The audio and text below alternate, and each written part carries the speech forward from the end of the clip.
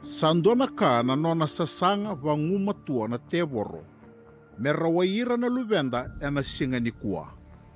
Endua na mbole levu e na singa endai. E na vei songo lotu sai kwaya na nonra tumberi vagayalo na luvenda. Na dhava enda sa vakabitiko. Mera vukekina na luvenda.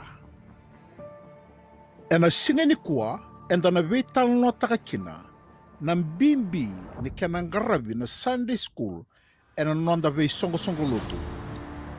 E na vunga tale na video vakaungo e na mbiutiko yani e na SVR Media e na YouTube kena Sunday School Teachers Fiji e na Facebook.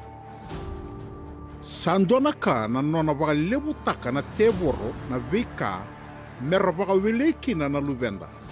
Na yalo se kistoni e saravi ka usuraka tiko mai na mbula vakaburabura. Na vei sere vakaburabura ka sa senga tale ni bunitaka na mbula i valavalada. Na vei vakabubuli ka sa vei sanga ke na vosa ni kalu.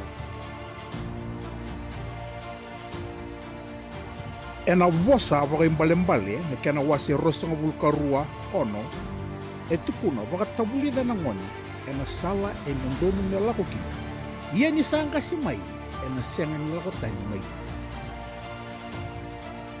Na Sunday school e dona vonua vinaka mera tumberi kina na luvenda e na vosa ni kalu. Ongona vonua e na mai tomani kina na veka e rasa vulide tiko mai vali ko ira na ngoni mai vei ira na nonra i tumbu. Rongo vinaka e teke vu mai vali. It's a partnership of two institutions, the church and the family. Ongona vonua erna mai vulida kina na vika membaleta na kalou, kena loma ni kalou, membaleta na nonrambula mevaka nandina ni wose ni kalou. Na Sunday school talenga na vanua, erna mai vulida kina na veindina ni wose ni kalou, mena tango makira mena vei vakadalai, ni vei vakabubuli sa tu ni kua e wura.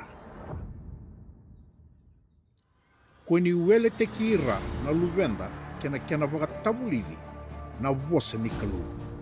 Teke vuni kua vakabibitaka na Sunday school.